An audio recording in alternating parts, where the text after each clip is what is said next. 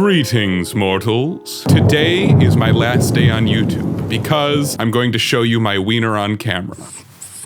Her name is Bean.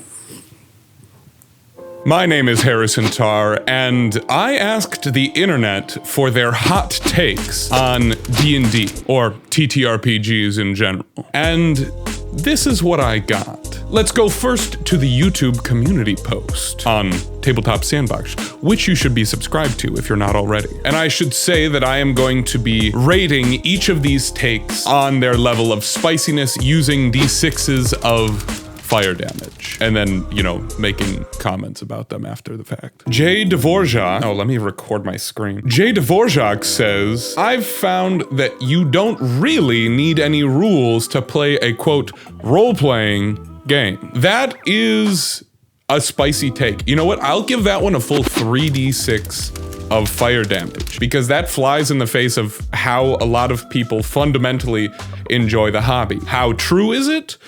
Well, I disagree with it partially. You can have the spirit of a TTRPG without any rules, right? I did this when I was a kid, where I just made up stories and ended up game mastering for my friends an imaginary story before I even knew what that was. However, I don't think that what that was actually classifies as a TTRPG. I think that that is just an exercise in imagination that follows the framework of a TTRPG, and I think there is an aspect of TTRPGs that exists outside of the rules that you can't really get from a rule book, or you don't get from most TTRPG rule books. But I do think you need rules in order for it to technically be a TTRPG. You don't need a rule book to roleplay, but roleplaying is, or at least can be, different than specifically a TTRPG, a tabletop role-playing game. So I think rules are essential to that. And Angry Picked adds, more crunch doesn't, or should I read this in a pirate voice? It's a skull and cross swords. More crunch doesn't necessarily mean a better game. And that I wholeheartedly agree with. I think that rules light games really allow you to do what you want with a game while still giving you a structure in which to have those adventures. I mean, I'm a big fan of rules light games. I'm not a fan of no rules games, if that makes sense. I think you do need a framework, even if it's small. Another one from the community post. This is from DMXX Corpse, or Core. Leveling to get even bigger numbers is boring. Experience translating into new abilities is more fun. Absolutely wholeheartedly agree. In fact, I think this is a cold take. I think this is 1d6 fire damage, but I think it is incredibly true. I don't think anyone would agree with somebody who says bigger numbers is the reason I play the game, because it's more fun to level up and get bigger numbers. Everybody wants their new abilities, wants the cool abilities that stack on top of everything, which is why games that don't have stacking numbers are just as good, if not better, than games like D&D, especially, older editions of D&D or Pathfinder, where the numbers just ratchet insanely once you get up to higher levels. That's not really fun. I mean, it's fun to hit something, but the actual bigger numbers themselves aren't what do it for me. Seldon Hari added a few, which I appreciate. No. The best rules in games are ones that are implicit or avoided. The best rules in games are ones that are implicit, which means not explicitly stated, or avoided. I think this is an extremely hot take. I'm gonna give this one 5d6 fire damage, because that's a crazy take. The best rules are the ones that you don't use. Then why are they good? If they're good, you should be using them. If they're not good, you shouldn't be using them, but they're certainly not the best rules. If you have to avoid a rule, I guess maybe if you're trying to be so good at the game that you don't even have to roll a saving throw because you saw the trap coming, that's one way to interpret that. But overall, I just disagree with this one. I think the best rules are the ones that you use all the time and are fun, right? They are useful and fun. Okay, let's jump over to Reddit. Nate, don't show that I have on my phone. That's shame. And I mean this is a joke. I will tell you to remove it. I said, it's not a joke. It is a joke, but it's a joke about my life and it's too real. Now you're gonna put it in. You better not. I will tell you to remove it. I made a post on r/D&D asking for hot takes and got a whole lot of responses. Thank you to everyone who responded to that. So let's just start at the top and go down as far as we end up going down. Scary the Fairy says, having a vaguely nerdy circle of IRL friends does not mean that D&D is the game for them. I would wholeheartedly agree with that. I think this is only a moderately spicy take. I'm gonna give this one 2d6 because really the only people who would think this are the people outside of the hobby. The people who don't play, they just assume that, oh, if you're a nerd, you must like D&D. But there are all sorts of different people. There are different types of nerds. Not all of them like D&D. Not all of them are minded in a way that makes D&D fun for them. And there are plenty of people who aren't classical nerds that enjoy D&D, you know? Like, I have a friend who runs D&D for a couple of guys in his frat house. They're the opposite of your quote-unquote nerdy friends, but they still love D&D. Whatever the stereotypical nerd is not what makes you interested in D&D. I think it's something that nerds often are, but it's not something that being a nerd makes you fit for, if that makes sense. Doc Renegade says, all the new animal races are dumb and could have been added with a custom character bit from Tasha's if you really wanted some flavor of bird. And Robin Lind, 97, adds to that, I don't mind animal races in general, but we don't need that many. Kenku and Owlin should be sub-races of Aarakocra. In general, races, species, based on actual original ideas or even well-implemented mythology are superior than just putting an animal into humanoid form and slapping on abilities and stats that roughly fit the animal in question. That is incredibly helpful and a good take. I would say, you know, I don't know, I feel like there could be people that react strongly to this. I'm gonna give this one 3d6 fire damage for spiciness, but I think that that's an excellent take. Basing any race that you have on established mythology so that's more than just aesthetics is the way it should always be done. Dogs, stop. I'm working! Yeah, basing races on existing folklore is definitely the way to go. Not just going for aesthetic choices,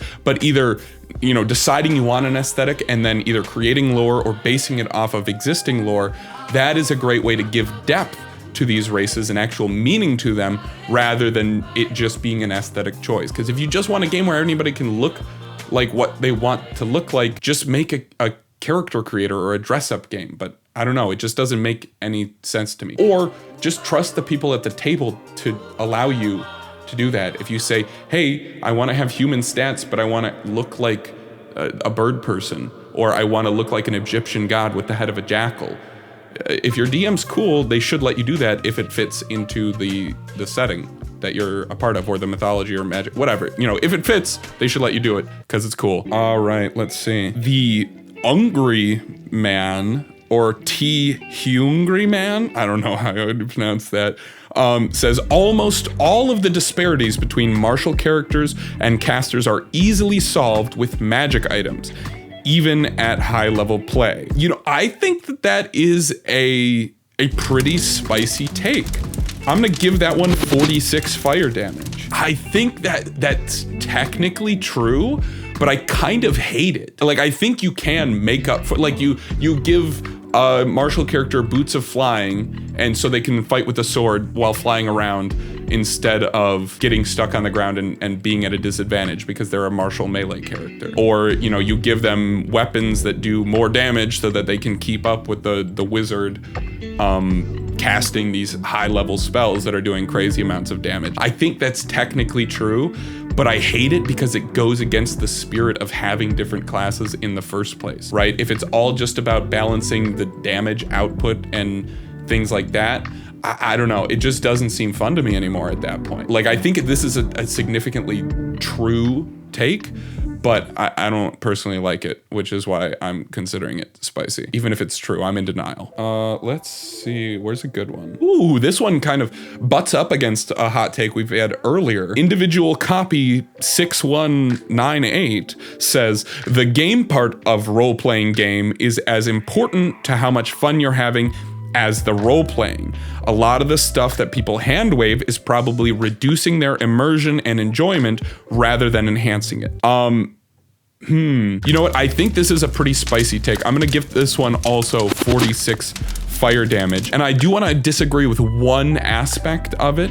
I don't think that more mechanics increases immersion, because the gamier something is, the less immersed you are in the actual fiction of it. And so I don't think removing mechanics reduces immersion. I think that would increase immersion and lean towards just the storytelling aspect, where everybody's just playing a character, and I think that's how you get maximum immersion.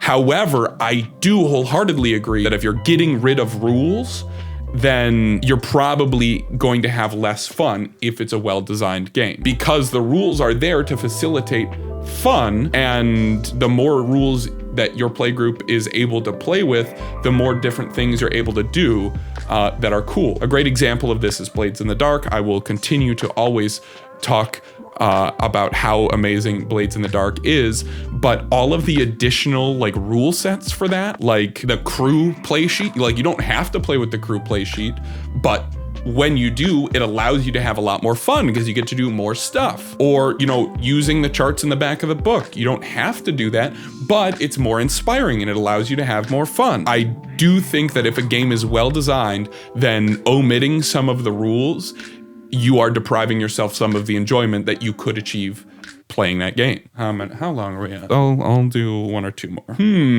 This one's spicy. Massacure or Massacure?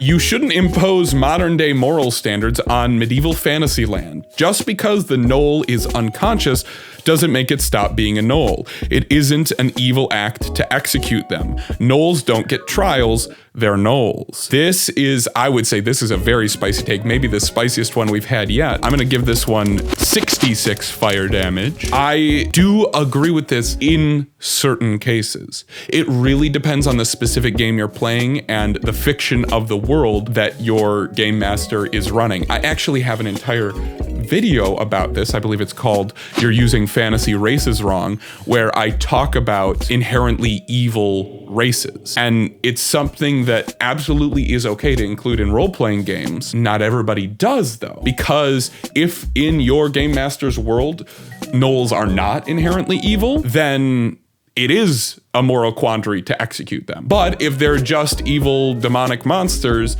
then yeah, it's fine to kill pure evil creatures. But again, it goes on a case-by-case basis. But very spicy take, and I'm a fan of it because, I mean, I made a whole video about it.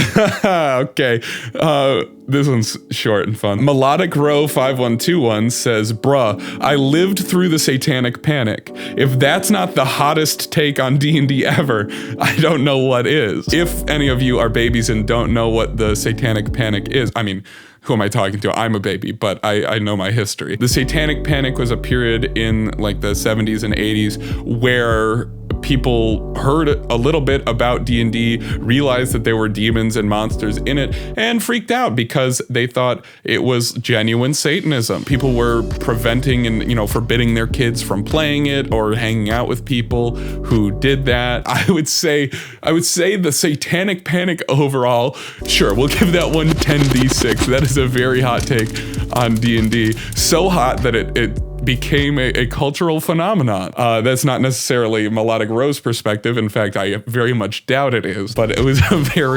very hot take on D&D at the time. We'll do one more.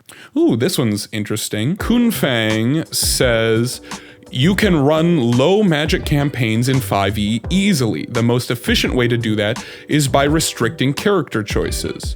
You can do a lot of work as a DM, but at the end of the day, player class options are going to hugely define the quote genre or level of magic at play.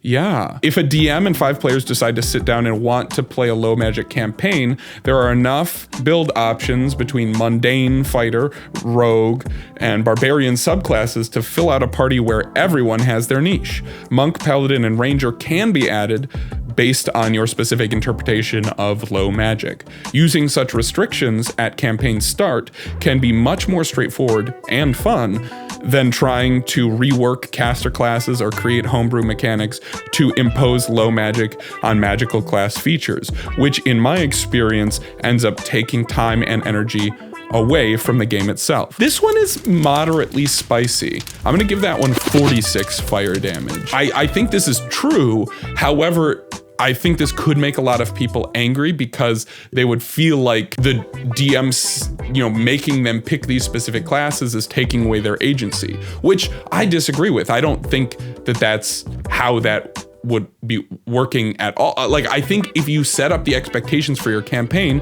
one of the absolute most important things that you're going to do as a game master, and I think I have a whole video about this too, how to set expectations for your campaign. If you set those expectations to say, hey, I want this to be a low magic campaign, so here are the classes and subclasses that I would like you guys to pick from. There are plenty of classes for people to pick from.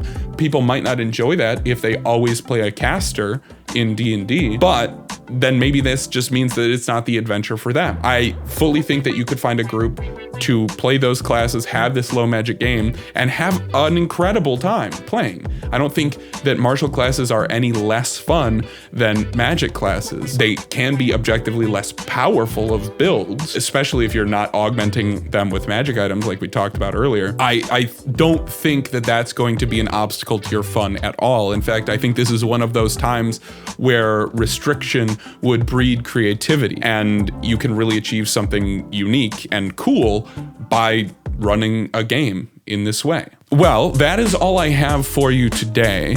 I want to appreciate you for watching, for liking and subscribing, and please comment your hot takes that weren't listed in this video below so that I can include them the next time I do something like this. Thank you again for watching, and good night, mortals.